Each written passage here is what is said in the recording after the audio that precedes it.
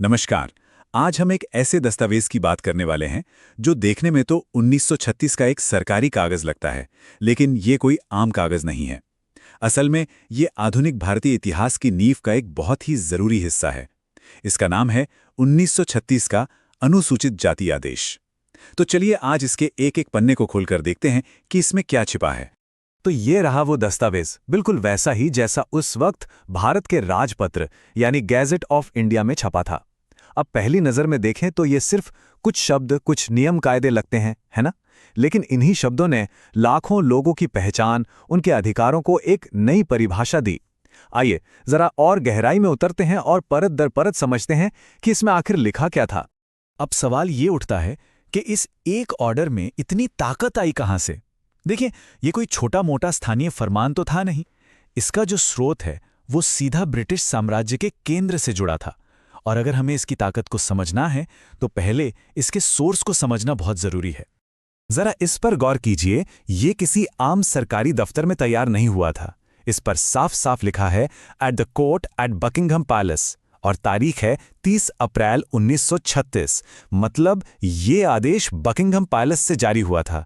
ये जगह और ये तारीख अपने आप में बता देती है कि ये हुक्म सीधा ब्रिटिश राज की सबसे ऊंची सत्ता से आया था। और फिर ये लाइन देखिए, the Kings most excellent majesty in council. ये शब्द सब कुछ साफ कर देते हैं। मतलब ये कोई छोटी मोटी कमेटी का फैसला नहीं था, ये खुद क्राउन का, राजा का फरमान था। इस कागज के हर शब्द के पीछे पूरे ब्रिटिश साम्राज्य का वजन और उसकी अथॉरिटी थी। ये एक शाही हुक्म था जिसका सीधा सीधा मतलब था कि ये अब कानून बन चुका है। तो ठीक है, ये एक शाही फरमान था, पर इसमें ऐसा क्या लिखा था जो ये इतना ज्यादा जरूरी बन गया? चलिए अब सीधा इसके सबसे जरूरी हिस्से पर आते हैं, वो नियम जो इसके पहले पन्ने पर ही साफ साफ लिख दिए गए थे। देखिए, इस ऑर्डर का जो सबसे बड़ा काम था वो था शेड्यूल्ड कास्ट्स या अनुसूचित जातियों को कानूनी तौर पर परिभाषित करना। इसने कहा कि अनुसूचित जातियां वो जातियां, नस्लें या जनजातियां होंगी जिनका नाम इस ऑर्डर के साथ दी गई लिस्ट यानी शेड्यूल में है, और इन्हें गवर्नमेंट ऑफ इंडिया एक्ट 1935 के तहत शेड्यूल्ड कास्ट माना जाएगा। बिल्कुल सीधी, सपाट और कानूनी परिभाषा। लेकिन कहानी सिर्फ इतनी नहीं थी कि लिस्ट में कौन होगा। इस ऑर्डर ने यह भी बिल्कुल साफ कर दिया था कि कौन इस लिस्ट का हिस्सा नहीं बन सकता। इन्हें कहते हैं अपवाद के नियम या रूल्स ऑफ एक्सेप्शन। आइए इनको भी समझते हैं। और ये रहा पहला बड़ा नियम सीधे दस्तावेज से, no Indian Christian shall be deemed to be a member of a scheduled caste. मतलब किसी भी भारतीय ईसाई को अनुसूचित जाति का सदस्य नहीं माना जाएगा।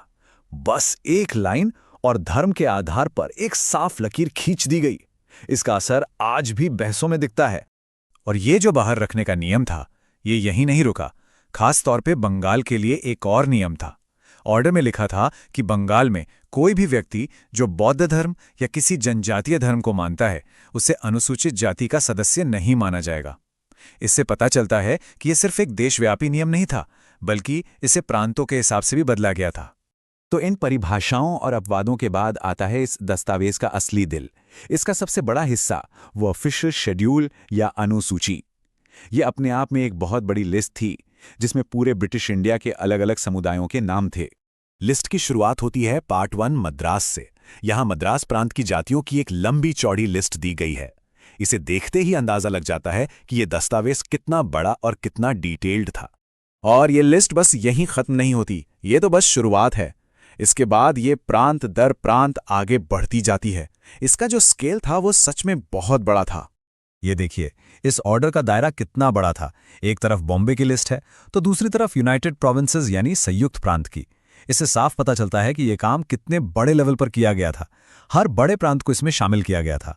और जरा इसकी डिटेलिंग का लेवल देखिए।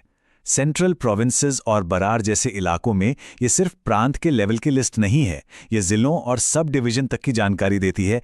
एक तरह से ये उस वक्त का माइक्रो मैनेजमेंट था जो दिखाता है कि कितनी गहराई से ये लिस्ट तैयार की गई थी। और ये लिस्ट चलती जाती है, एक प्रांत के बाद दूसरा, असम से लेकर उड़ीसा तक। ये एक बहुत बड़ा प्रशासनिक काम था जिसने लगभग पूरे ब्रिटिश भारत को कवर कर लिया था।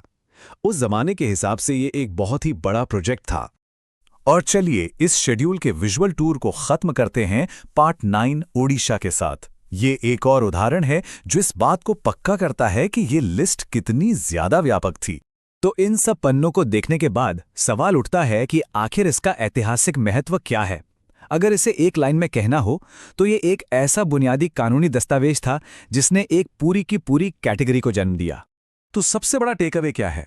इसका सबसे बड़ा योगदान ये था कि इसने पहली बार पूरे ब्रिटिश इंडिया के लिए एक सिंगल ऑफिशियल देशव्यापी शेड्यूल बनाया। इससे पहले जो अलग अलग बिखरी हुई स्थानीय लिस्ट थीं, उन सबको इसने एक ताकतवर कानूनी दस्तावेज में बदल दिया और इसी से वो कैटेगरी बनी जो आज तक मौजूद है। और आखिर में एक सवाल छोड़ जाते हैं जिस पर सोचना जरूरी है। आखिर कैसे लगभग 100 साल पुरानी एक सरकारी लिस्ट आज भी इतनी प्रासंगिक बनी हुई है? ये सवाल हमें सोचने पर मजबूर करता है कि इस तरह के प्रशासनिक काम अपने पीछे कितनी लंबी विरासत छोड़ जाते हैं।